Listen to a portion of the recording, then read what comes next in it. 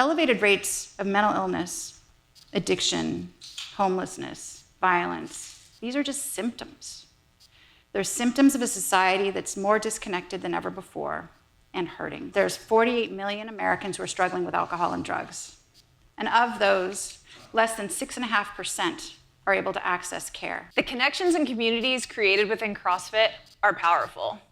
Not only are they leading to better health and well-being, but they're also serving as a solution to what the Surgeon General is calling an epidemic of loneliness. But before I start, I just wanted to say thank y'all for being here. We're really grateful to have this opportunity to come and talk to you. We've been partnering now with CrossFit gyms around the country for probably 10 years or more. And we've got about 131 gyms that we're partnering with, and some of you are actually out here. There's also a lot of folks out here, a handful of folks, I should say, that I've talked to already that are volunteers for the Phoenix, and we would never be able to operate without the partnership that we have with the local gyms and with our volunteers. So thank you all for being here and coming to support. So today, our team is going to talk to you about some research we've been doing. We've been looking at the relationship between connection, CrossFit, and health. But before I get into the weeds of the science, I do want to step back and tell you a little bit about the Phoenix, what we do, and frankly, why we do it.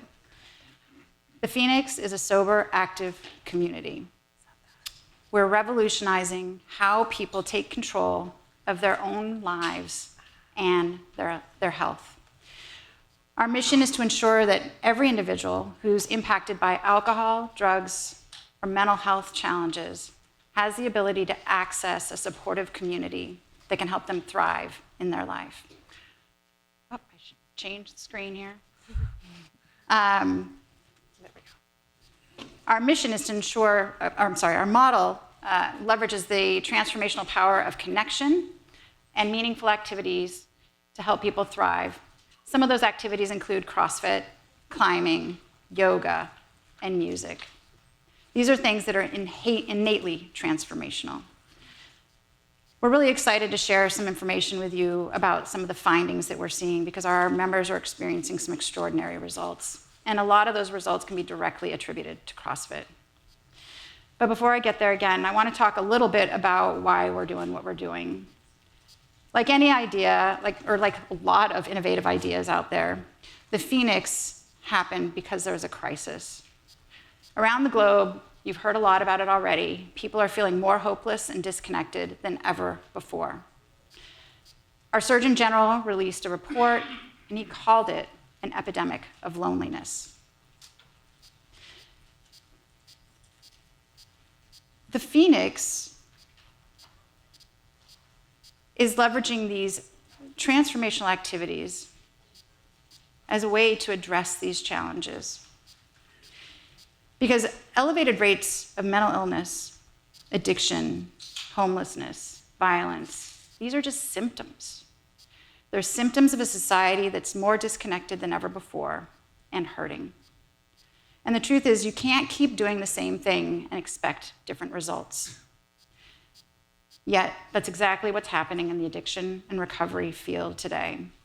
At a time in history where cars can drive themselves and AI is transforming our businesses, the systems of care that our people turn to for help have hardly changed at all. What that looks like in the addiction recovery world is that there's 48 million Americans who are struggling with alcohol and drugs. And of those, less than 6.5% are able to access care. We're spending over $42 billion a year on rehab alone, so that doesn't include other forms of treatment. But they can't access the care. It's staggering. The implications are dire. We're losing a loved one every 2.3 minutes. That's the equivalent of a 747 jet crashing every day with all lives lost. Think about that for just a minute. The thing that adds to the fire here, that makes it really hard to stomach, is that the system of care, it can't fix the problem. We rely on experts, and as you heard earlier, we don't have enough clinicians. They do amazing work. I was a clinician for 15 years before I helped co-found the Phoenix. I believe in clinical care. I believe in therapy. I go myself every week. But if people can't access it, it doesn't matter how good it is. So, the picture I painted is quite dark. But I'm here to tell you, I have hope. I have hope because it's become increasingly clear that connection not only matters, it's one of, if not the most important factor empowering our society to thrive. Individuals need it. Society needs it. Who would have thought that what we needed was hiding in plain sight all along? Who would have thought that that's what's happening in your gyms around the country? It's people, it's connection, it's community. That thing we were actively, desperately seeking coming out of the pandemic, connection. It's the answer that doesn't require professionals, but it requires us. Every day in your gyms, you have people who are coming in who need you and need a community, but they find it in your gyms. I'm really excited to invite Dr. Katie Heinrich up to the stage. She's going to present some of the findings for the Phoenix, and then she's going to turn it over to Dr. Meg Patterson, who's going to talk a lot about the power of social networks and CrossFit. There you go. I don't think I changed the slides. All right, thank you, Jackie. Let me change here. So to quote Nicole Carroll, CrossFit has the potential to be life-changing. For Phoenix members, CrossFit might just save their lives.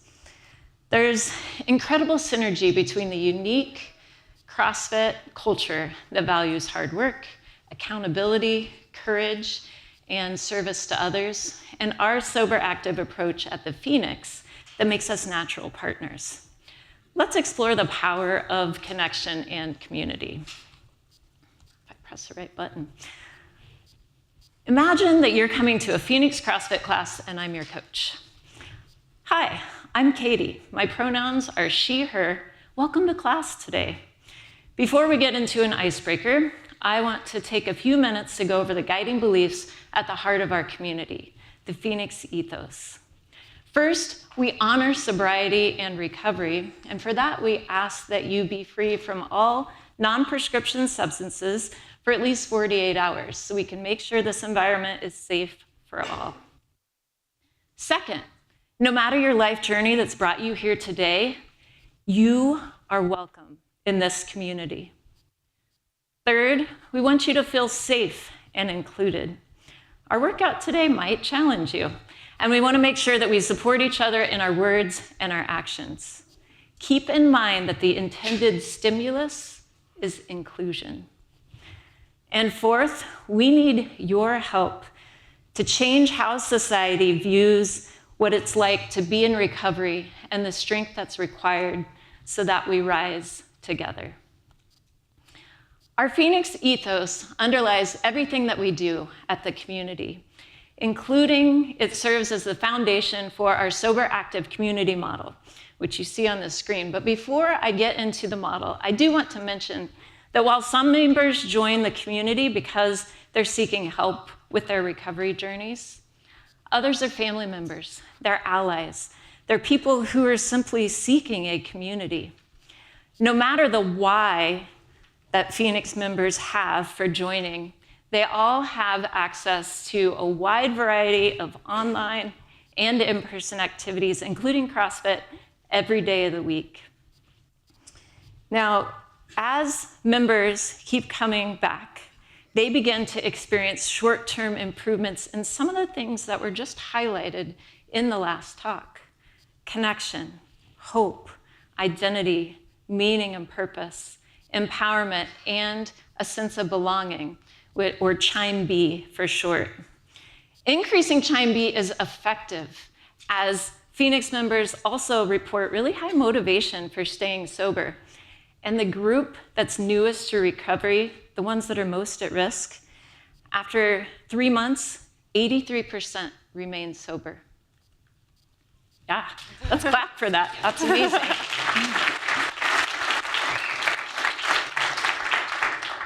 Phoenix members also report significant improvements in health, including overall health, mental health, and physical health. In fact, for those same members newest to recovery, we see over 100% improvements in each of those after 90 days. These improvements lay the foundation for, and have long-term implications, including cost savings and transforming lives. But don't just take my word for it. I want to share with you a statistical analysis that we ran of our model at the Phoenix. And so the line on the outside of this shows that coming to Phoenix had a direct effect on improving physical health. But when we looked at people coming in, experiencing the community shaped by the Phoenix ethos, we saw something, a factor called psychological safety. And that is feeling safe to be vulnerable and take risks. And that really helped the magic happen. Psychological safety, increases in that from coming, led to increases in Chime B components of connection, meaning in life, and empowerment. And those led to increases in the motivation to stay sober, as well as improvements in both mental and physical health. And in fact, when we have psychological safety in that model, it actually has stronger effects on physical health than just the attendance effects alone. It's a key component. Let's talk about the health improvements a little bit. What's going on? Well, in your own affiliates, you've likely had members, and we've talked about some of this today, but you've likely had members, as they begin to get stronger and faster, they seek your advice on how can they eat better or sleep better. And we see Phoenix members also start to take a holistic approach to their health. As they begin to exercise, they improve their nutrition. They get treatment for their mental health issues, and they just overall start taking care of their health. Remember that these are the same people who likely struggled to access treatment and without support could be dying from their addictions. I want to share with you a quote from one of our Phoenix members. She's a volunteer and a level 1 CrossFit coach. She recently celebrated 1 year of sobriety. This is Casey. And Casey says, being involved with the Phoenix as a member and volunteer has been the best decision I've made on my sobriety journey. It has driven my personal growth in fitness, leadership, accountability, and community. We are not just showing up as individuals to be better as individuals physically, mentally, and emotionally, but we show up to support one another. We're not alone, and we can do this. Casey is a perfect example of how Phoenix members flourish. Other Phoenix members have transformed their lives through increasing and improving their finances and family dynamics, decreasing their involvement in the legal system, and overall planning for the future. All things that during active addiction seemed impossible. Truly fueling resilience and building a community helps support sobriety and recovery so that Phoenix members can rise, recover, and live. Phoenix activities like CrossFit not only help change our members' lives, but they also help strengthen the connections between them and the community that results, something that Dr. Meg Patterson will cover next. All right, thanks, Katie. That's a blank screen. Okay, there we go. As Katie and Jackie and so many other people have shared today, the connections and communities created within CrossFit are powerful. Not only are they leading to better health and well-being, but they're also serving as a solution to what the Surgeon General is calling an epidemic of loneliness. I'm excited to share with you, some research that I've done with CrossFit, both in and outside of the Phoenix, that confirms the importance of community and reinforces what my colleagues have just shared with you. Now, before I get too far into the research, I want to tell you a little bit about my approach, I use something called social network analysis, or SNA, to understand how social networks and social connections matter to individuals and communities. Social network analysis helps me mathematically figure out what kinds of social connections matter and if someone's position within a greater network impacts them. I must be hitting the wrong thing. Thank you. Okay. Screenshots that yeah, it's fine. All right, take a look at the network graph up on the screen. This is a visual of a CrossFit gym in College Station, Texas, my CrossFit gym. The circles in this graph represent the members of this gym. And the lines in this graph represent the social connections that exist between them.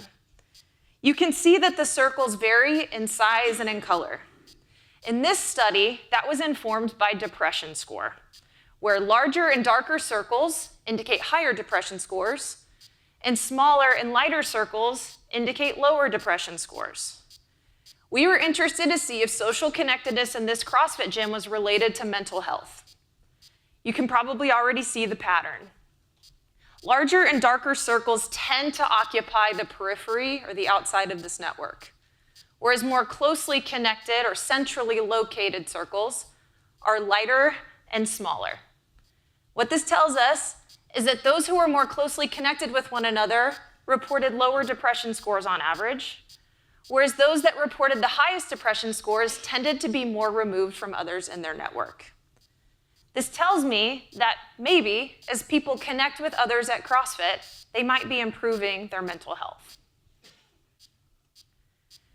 We've conducted a series of CrossFit studies similar to the one I just showed you, and I want to highlight some key takeaways that we've found in our data.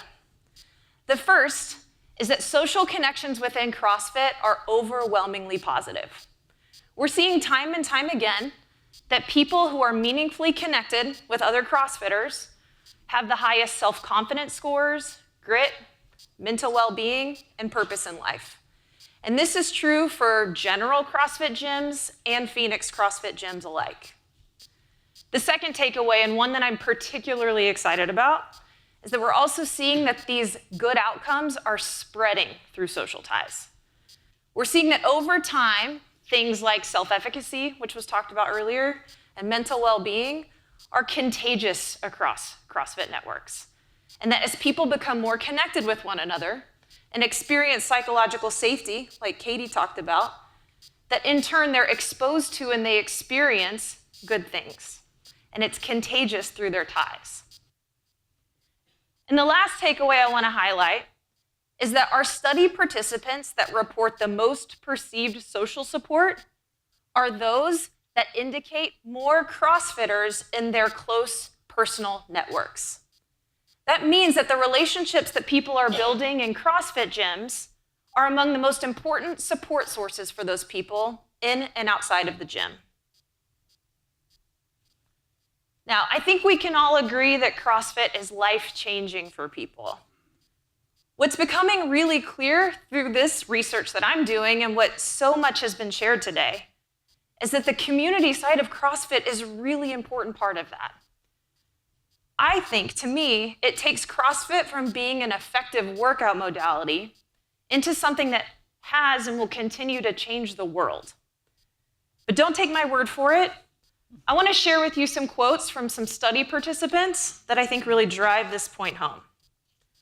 The first is from a Phoenix CrossFit member. They said that the Phoenix CrossFit has impacted my life in an incredibly positive way. The Phoenix believed in me at a time when I struggled to believe in myself. The Phoenix also provided connection with people that were going through the same struggles I was going through and were on the same journey with the same goals. The Phoenix gave me purpose. Another Phoenix member said, I feel like I've met some of my best friends and feel very supported in this community. I don't even think about drinking very often anymore. And I love that I have a community where I can feel safe and supported. And finally, a member from a CrossFit gym in Kansas said, CrossFit automatically generates a sense of community. Yes, the workouts are killer and have changed my life, but I think the social part of it is the best part. The people here help me keep going, keep working to better myself, and make me feel a part of something positive. All right, now I'll throw it back to Jackie to close up for us. Thanks. Wow, we've heard a lot today about the power of hope, the power of community. We've learned a lot about the science that's making CrossFit a better modality for most. CrossFit is intrinsically transformational. I want to leave you with 3 key takeaways here. The first one is that community and connection, it's more than a nice to have. Community and connection is what is intrinsically changing how people operate in life. It's associated with improved mental health, with physical health. These are the things that are going to allow them to flourish. The second thing I want to leave you with is that psychological safety, it is the magic in the middle. You've heard a lot about magic here, but this is really it. When your members can walk into your gym and feel welcomed the moment they walk in the door, when they feel safe enough to take risks and try new things, these are the folks who are going to keep coming back and they're going to thrive. So if you do anything when you go home, it's really thinking about that. How psychologically safe is your gym? Because if you just put a little bit of intention there, you're going to see even more magic happen. And the truth is, as you've heard it already, CrossFit, it's already got a competitive advantage here. Like, you already do community. You're already thinking about culture. Weighting community just a little more is going to continue to give you an edge.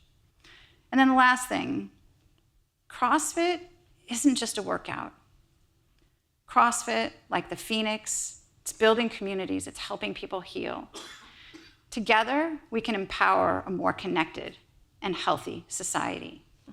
Together, we can do it, you and me. We don't have to wait for an expert to fix things. We don't have to wait for policymakers. This is on us. We've got this. This is actually something we can make transformational change on. People don't have to be hopeless and disconnected anymore. Thank you.